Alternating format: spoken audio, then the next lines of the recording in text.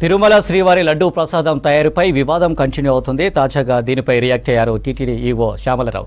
కొద్ది రోజులుగా లడ్డూ క్వాలిటీపై కంప్లైంట్లు వస్తున్నాయని చెప్పారు. నాణ్యతపై పోర్టు సిబ్బందితో మాట్లాడమన్నారు ఈవో. లడ్డూ నాణ్యంగా ఉండాలంటే నెయ్యి క్వాలిటీగా ఉండాలన్నారు. స్వయంగా నెయ్యి క్వాలిటీని తానే పరిశీలించామని తెలిపారు. నెయ్యి క్వాలిటీ చెక్ చేసేందుకు టీటీడీకి సొంత ల్యాబ్ లేదన్నారు ఈవో.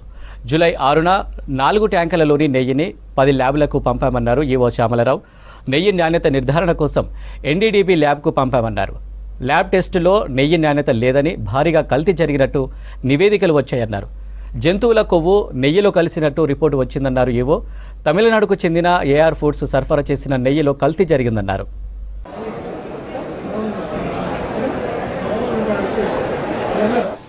75 లక్షలు ఖర్చు అయ్యే ల్యాబ్ ఎందుకు పెట్టలేదో తెలియదు. అది ఉండుంటే సప్లయర్స్ అడ్వాంటేజ్ చేసుకునే పరిస్థితి ఉండదు. ఇప్పుడు ఏమైందంటే ఎవరెవరు సప్లయర్స్ ఉన్నారు, ఎందుకు ఇది ఇంత క్వాలిటీ ప్రాబ్లమ్స్ అనేది చూస్తే ల్యాబ్ లేకపోవడం ఒకటి, బయటకి పంపించడం ఒకటి.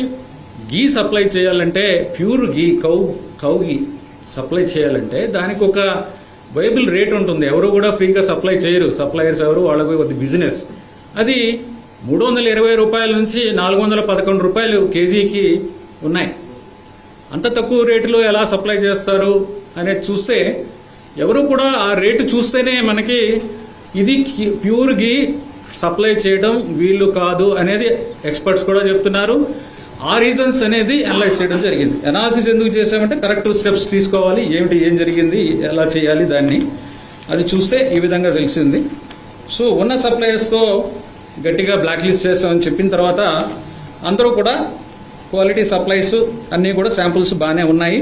ఎక్సెప్ట్ ఒక supplier AR foods. So the rate finalize was 319 rupees. So then he started supplying. Then we asked him, we found 4 tankers.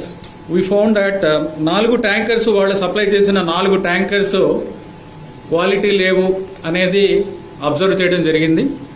వెంటనే ఆ 4 శాంపుల్స్ బయట ల్యాబ్స్కి పంపించడం జరిగింది.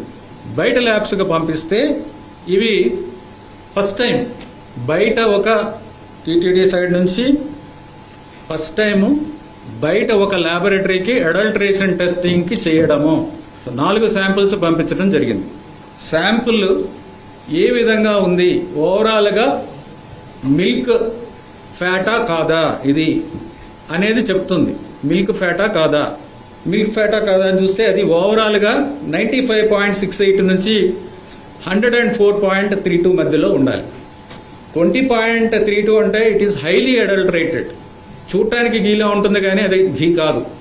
సోయాబీన్, సన్ఫ్లవర్ ఆయిల్ దీనికి సంబంధించిన టెస్ట్ రిజల్ట్ 98 పైన ఉండాలి. ఇది 87.61, 87.61 వచ్చింది S value. That means this is adulterated with soybean, sunflower, olive, rapeseed, all these things. ఇది ఒక రిపోర్ట్ కాదు, 4 రిపోర్ట్లో కూడా ఆల్మోస్ట్ సిమిలర్ ఇవి వచ్చాయి. All the reports give similar results on the 4 samples. So we have immediately stop the supplies.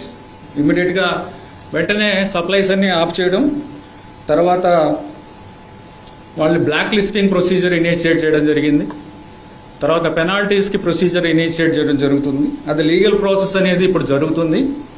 ఫ్యూచర్లో ఇలాంటివి జరగకుండా ఉండాలంటే ఏమి చర్యలు తీసుకోవాలి అనే దాని మీద ఒక ఎక్స్పర్ట్ కమిటీని కూడా వేయడం జరిగింది. ఆ ఎక్స్పర్ట్ కమిటీ కూడా రిపోర్ట్ ఇవ్వడం జరిగింది.